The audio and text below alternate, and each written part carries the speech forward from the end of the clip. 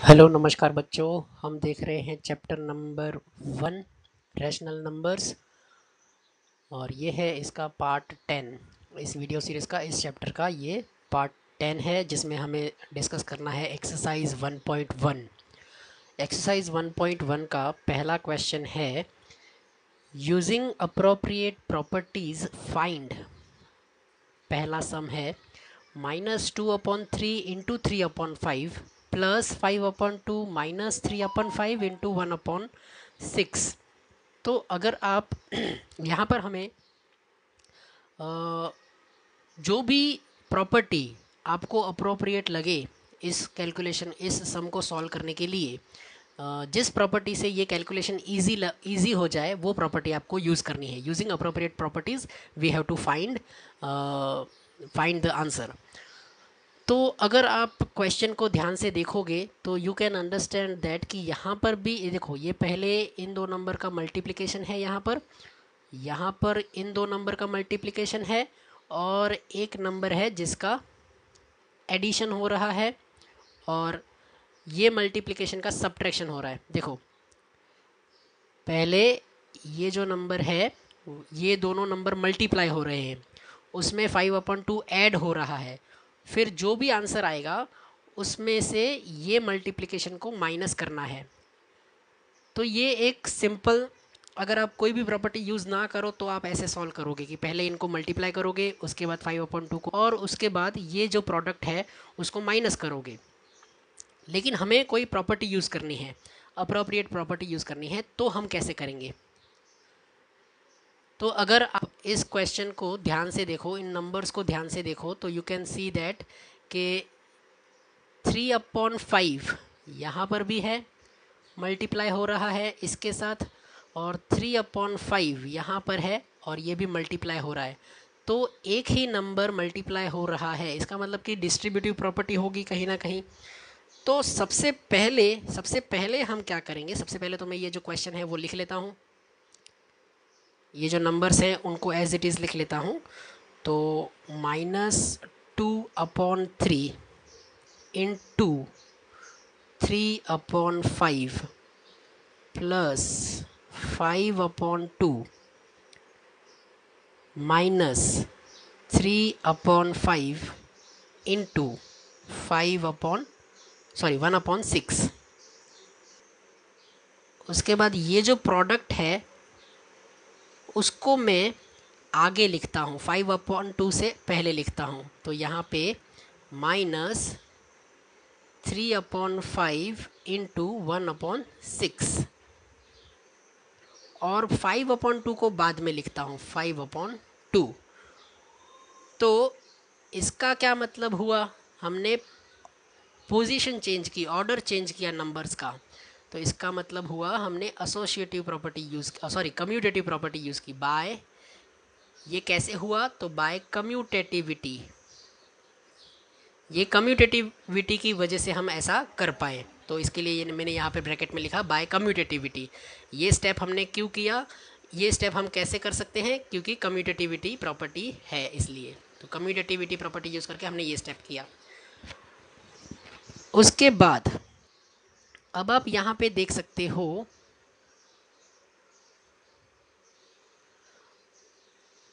अगर यहाँ पर भी 3/5 है और यहाँ पर भी 3/5 है, ये देखो ये एक ब्रैकेट है और ये दूसरा ब्रैकेट है सपोज।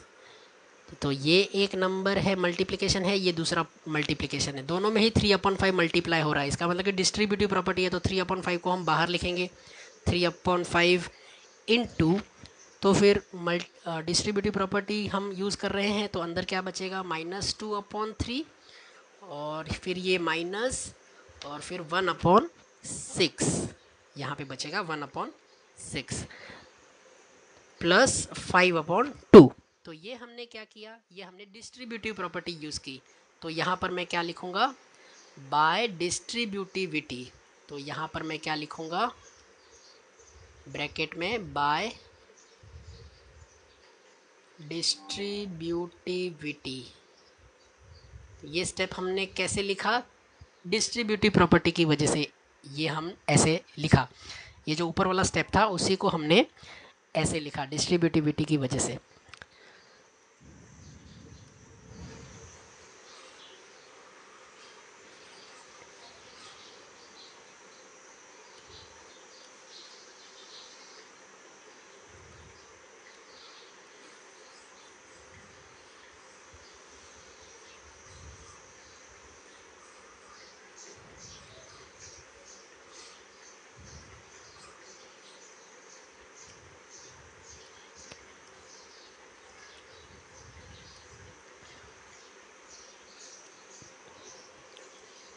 तो अब आपको क्या करना है?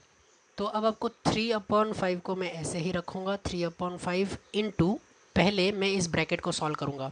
ब्रैकेट में क्या है? एक रैशनल नंबर है, उसमें से ये दूसरा रैशनल नंबर माइनस करना है। तो ऐसे दो फ्रैक्शनल नंबर को माइनस करते हो तो आपको क्या ध्यान में रखना होता है? डिनोमिनेटर सेम है या नहीं, ये ध्यान में रखना होता है। तो यहाँ पे डिनोमिनेटर में 3 है, यहाँ पे 6 है, तो इनको इक्वल करोगे तभी जाके आप माइनस कर पाओगे। तो इसको 3 को 6 कर सकते हो आप, तो इसको आप 2 से मल्टीप्लाई करोगे तो ये 6 हो जाएगा, तो ऊपर भी 2 से मल्टीप्लाई करना पड़ेगा। तो जब आपने इस नंबर को 2 से मल्टीप्लाई किया तो क्या हो जाएगा? ये नंबर हो जाएगा ऊपर -2 मतलब कि -4, और नीचे 3 × 2 मतलब 6, -1/6 प्लस 5/2, 3/5 इंटू, अब डिनोमिनेटर में 6 है तो डिनोमिनेटर में आप एक बार 6 लिखोगे, ऊपर क्या हो जाएगा? -4 -1 प्लस 5/2, तो यहाँ पर हो जाएगा 3/5 इंटू -4 -1 मतलब कि -5/6 प्लस 5/2। अब आप यहाँ पर ये दो नंबर, ये पहला नंबर और ये दूसरा नंबर मल्टीप्लाई हो रहा है, ये दो नंबर मल्टीप्लाई हो रहे हैं, तो आप इनके न्यूमरेटर डिनोमिनेटर को कट कर सकते हो। 3 2 ज़ा 6, 5 1 ज़ा 5 -1 ज़ा -5 है ना, तो यहाँ पे क्या बचा? -1/2, यहाँ पे बचा -1/2 प्लस 5/2, ये जो 5/2 था वो एज इट इज़। अब आप 5/2 को पहले लिखो या -1/2 को बाद में, दोनों के डिनोमिनेटर में क्या है? 2 है, तो आप -1 प्लस 5 ऐड करोगे और नीचे 2 आएगा। 5 -1 क्या होगा? 4/2, और 4/2 क्या होता है? 2 2 ज़ा 4 मतलब कि 2। तो इस पहले वाले सम का आंसर आया 2।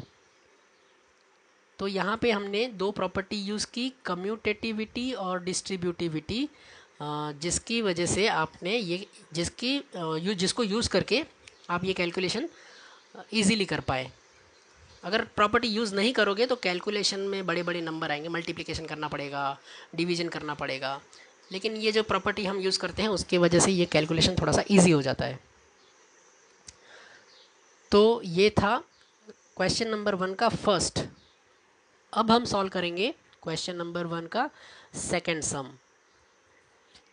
तो ये अगर आपको समझ में आ गया है तो मैं इसको रफ कर देता हूँ, और अगर आपको नोट डाउन करना है तो आप वीडियो को पॉज करके ये लिख लीजिए।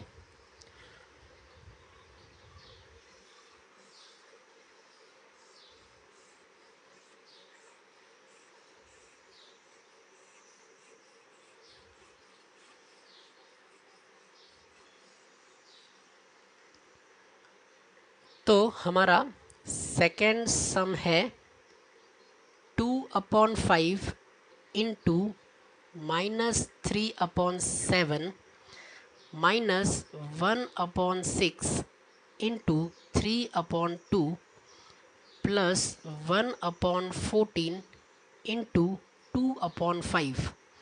तो आप ध्यान से देखो इस क्वेश्चन को, आपको क्या नज़र आ रहा है?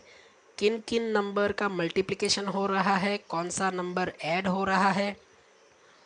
तो हियर यू कैन सी कि ये जो दो नंबर है वो मल्टीप्लाई हो रहे हैं, फिर ये जो दो नंबर है वो मल्टीप्लाई हो रहे हैं, और ये जो दो नंबर है वो मल्टीप्लाई हो रहे हैं।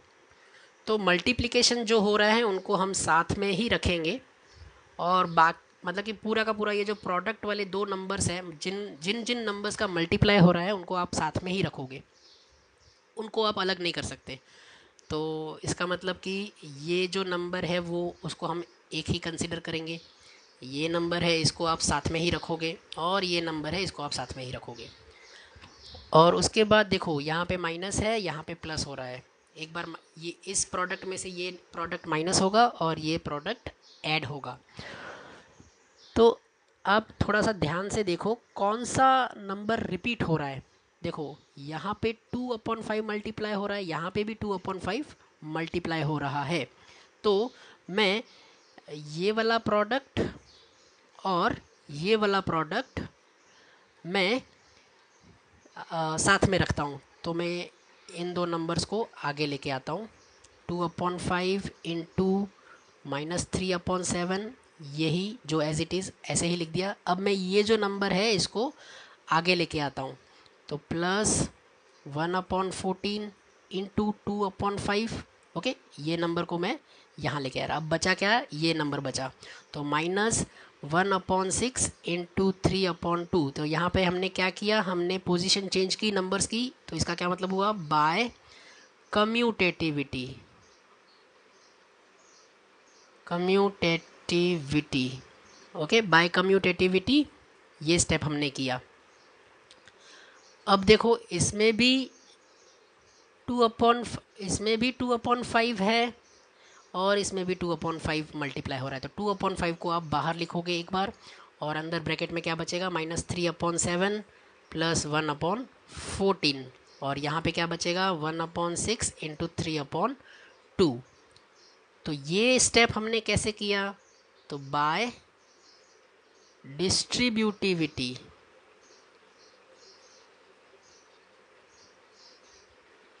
ओके, अब आप और सॉल्व करो इसको आगे। 2/5 इंटू, अब ये दो नंबर ऐड कब होंगे, जब डिनोमिनेटर सेम होगा। तो इसका डिनोमिनेटर 7 है, 7 को 14 कर सकते हो आप 2 से मल्टीप्लाई करोगे तो आप अगर 7 को 2 से मल्टीप्लाई करोगे तो 3 को भी 2 से मल्टीप्लाई करना पड़ेगा।